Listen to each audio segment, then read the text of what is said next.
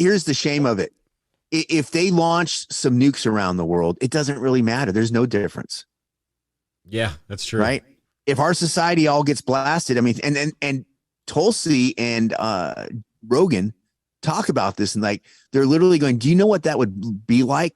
And Tulsi makes a point of mentioning that, all these senior politicians, they're all going to be taken care of. The government is set up to take care of them because you got to maintain the government in time of war. But like, she's like, what happens to the rest of the people if something like this comes to pass? Like everybody, we talk about it, like how fast the die-offs and stuff will happen. Like this is the prepper, SHTF. It's the other book I'm writing right now. It's the SHTF stuff that's going to happen. Level stuff that's possible off this. What do you think? And it's just like during the pandemic, right? Preppers get chastised, made fun of, all of this stuff. But the things that we talk about, the things that we talked about during the pandemic, where was everybody going? They were going to prepper websites. They were looking for all this information. The same stuff that we're talking about now. Granted, we're not saying this is 100% for sure going to happen, anything like that. But it is one of those things you better pay attention to. And the fact that we've talked about this, the fact that preppers prepare a little bit or as much as they can beforehand means going into it, it's going to be the same type of situation it was during the pandemic. Yes, preppers have it all handled or have a better handle on it than most people, but those people are going to be looking to preppers and these people that are thinking about this stuff, asking for advice and all that. Yeah. So good on us again, basically. And like we said a while ago, I don't know if that's a good or a bad thing that the prepping popularity it's a terrible thing. Like, yeah. Let me ask, we've talked about this right now. The merry-go-round stops, the society merry-go-round stops. How ready are you, Dale? I can think right off the bat. You have all for water because your well's 1,000 feet deep and you haven't figured that one out yet. And you're sitting downwind. You're sitting downwind. I know you got a bit, but let's talk about like the merry-go-round stops. This isn't like the merry-go-round starts back up until like past a long while down the road. Past a month. Oh yeah. Past a month. If they, I mean, let's assume, and hopefully, obviously this never comes to pass. Denver and Colorado Springs get vaporized. What does that look like for you? Well, right? and like you said, it's water is the shortfall. Everything else I'm cool on. I could last a while. Yeah. But water is that shortfall. And I think water is for a lot of people too. Sure. Well, I mean, the problem is even most preppers, I mean, you have your homesteaders who are a lot more resilient when it comes to that long-term stuff. But unless that's you and you have that set up, as soon as that happens, you're on the clock. Your clock is ticking until, and that clock is how fast does like your ability to find and get water to come back. Let's say use water, for example. Where does that intersect with your where you're going to run out of water? It's like when you lose a job. At what point does your money run out compared to when you get your car paid off? Yeah, right? I see what you're saying. What is that trajectory? What's that trajectory like when you run out of the whatever it is that you don't have enough of that's you need for life sustaining stuff? Like, where are you at with that? I'll tell you what, in a month, I could figure out how to get my solar panels hooked up to that damn well pump. So, and that's something I've actually looked at now. I'm no electrician though, so it's not something that I'm going to do. But it's a problem that I should have fixed before it even gets to that point. But yes. And I'm not busting your chops on that again. I'm not. I'm just using that as an example because, well, here's the other thing. Okay, you say I can get my solar panels figured out, and you're pretty handy with that stuff. All right, 2 nukes just detonate. One over Denver, one over Colorado Springs. I'm stuck in my basement. Where does the EMP, like, isn't there an EMP pretty much involved with that? I don't know anything about it other than that. I'm pretty sure that there's an EMP involved with nuclear. That's how they figured out that there's EMPs was when they, from nukes is they actually experienced Starfish Prime, right? When they did Starfish Prime back in the early 60s, I think it was 63, they launched a missile to detonate in the atmosphere to see what would happen. And that's one that downed like a bunch of the phone lines and stuff, not the lines, but down the phone grid and stuff like that in Hawaii, like hundreds and hundreds of miles away. So you got 2 high yield nukes that hit around you. What does that do to your, are you tapping into your lights out kit then? If it's a ground strike and I'm close enough for the EMP aspect of it to affect me, I'm toast, because you're in that radius. If it's an airburst, that's where the EMP factor comes in, because it's wider range. But there's the fallout isn't there with an airburst, because it doesn't have all the building particles, the concrete and dust and all that to collect. Oh yeah, no, I mean, you're not going to die of radiation poisoning. You're just not going to have any power. Well, if they do that, if they do an airburst, yeah, that very well. I'm pretty sure most nukes are airburst, man, nowadays. Yeah. Well, if they're trying to take down Cheyenne Mountain or something, that's not going to be an airburst. Oh yeah, well, yeah, I think Cheyenne Mountain's the least of your worries over there. It is literally the least of my worries, because the wind's blowing the other way. It's the ones in Denver. Yeah. But that's what I'm saying with it. It's like, I don't want to make everybody like anyone depressed or more than worried, but it's like, start thinking get your head around that. Go, you know what? Maybe I will consolidate this and do this. Like, we have a plan with what you have to, like, all right, I hear this is going on. This is like the first actions. The actions you take when it first goes down are going to set the tone for a lot of your shit to come afterwards. Yeah. You should pre-think those actions. Something happens when you're home, right? Yeah. Hey, Roger said, hey, look, I managed to catch part of the live show. Welcome, hey, Robert. Roger. Hey, yeah, Roger. You got good timing too. We're talking about how we're all going to die. So, well, no, I mean, I think you need to have a plan though. For how many of people have thought about, okay, the word comes in that, just like in Hawaii, was a year or 2 years ago when the nuclear missile alarm went off over there. What is your plan when if that alarm goes off? Like, what is your response? I'm going to go here. I'm going to hunker down. I'm going to gather my fam. What is that? Yeah. Like, literally think that stuff through. Because if you hear it, it's not like you're going to have a whole lot of time to figure it out. And maybe it's not anywhere near you, but the chaos that'll come, maybe they don't, nuke Denver, but like a few cities get vaporized, right? Like it's some sort of limited exchange. The chaos that will happen because of that, like, you're going to want that time to make sure you get, we always talk about the 3 days after like the grid going down, like where everybody sits around waiting for information. If everybody knew that there were incoming nukes and all of a sudden everything goes silent, everybody's going to probably have a good idea what happened and might go bonkers. So that lead time, whatever you get on that first time before things go, Selko talks about it. How like at first people are kind of in disbelief, and then society goes really kind of melts down, and then it starts forming a new society based upon the new circumstances.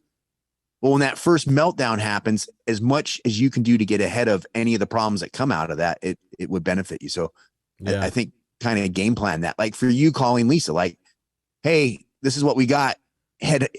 Leave. Like, are you head home? Like, what's the plan? Yeah. If she's not home in so long, do you go meet her? What do you do? Yeah. The problem with all of that is, as we were talking about earlier, that real large scale type stuff, long term or longer term type stuff.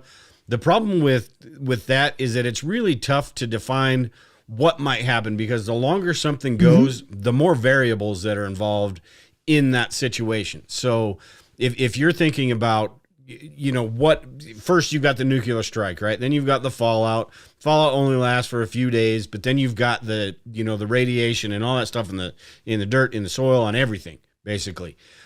So you've got that to deal with. So once you get past a month, there are so many different variables involved with all this stuff. Well, is the conflict still going on? I mean, so many different things. I think at that point, when you get to if you get to the month stage, like you're going to have you're going to have whatever information you have at that time. And you're going to say, all right, this is what we need to do. You're going to have a month to make a decision. It may not be a great decision. It might be, hey, we're going to just sit in this basement and hope we don't all like our hair fall and die of radiation. I don't know, whatever that is. But I think the most critical that you have is understanding what to do in like your first 24 hours, the first 48 hours. Like everybody come here. We're doing this because you have all your stuff somewhere. It's, do you get your stuff? What do you do? How do you approach those? Those first early hours are going to set you up for to struggle less or to have more success, whichever way you want to look at it. You know what I mean? Because it's establishing your foundation. It's like, some cities just got vaporized. Society's going to come unglued. All right, let's get prepared to face this. And that's what you do in that first 24 or 48 hours, even sooner.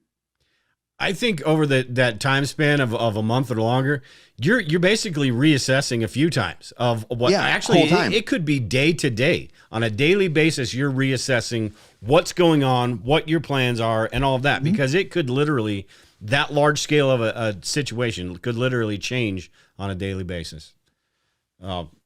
Especially when you're talking about global conflict and nuclear bombs and all that stuff, because who knows what's going on. Well, and you're 100% right. Nobody knows what that looks like, right? What cities, what's the results? Like, we don't know. All you know is it's going to be bad. So again, that's where it goes back down to, like, you're 100% right, is once you get past that initial day or two, like that initial response, even in that, it's going to be hour to hour and day to day. It's just having a game plan to get the ball rolling. So that way, okay, we've laid this plan out. I know that this happened. So I know what I've discussed with Lisa, and this is what I assume is happening on Lisa's end right now. And this is what's happening on my kids' end right now, because we've had this discussion and they're all collapsing on the house. They're all coming here, or what's going on. So then that way, and once they get there, again, they may show up and they're what your kids are gonna be like, Dad, I saw this on the way that says, oh shit, this is what we need to think about now. Yeah. Right. But I think having that initial, it's when I was overseas, when I was doing diplomatic security, we would have they're called actions in the military. They do this. It comes out of the military. Actions on contact.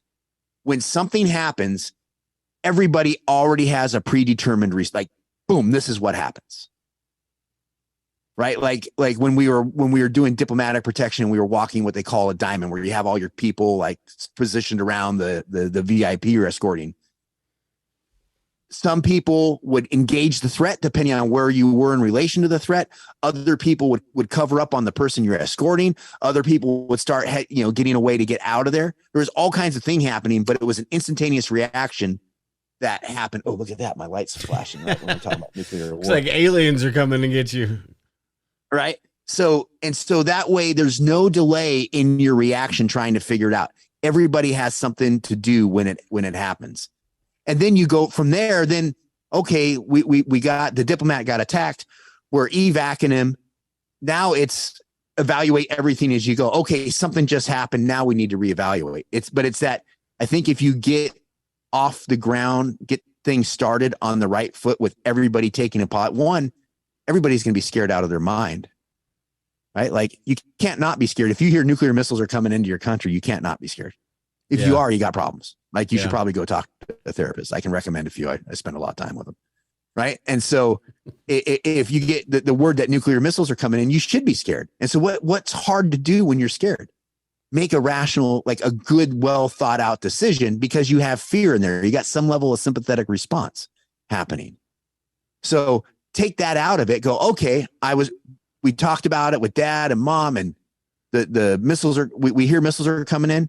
All right, this is what we need to do. Like, right now, we need to survive the blast, get down, whatever we can do. And then as soon as that's out, we're all heading to Dad's house. I'm picking up the kids and we're heading to Mom and Dad's house.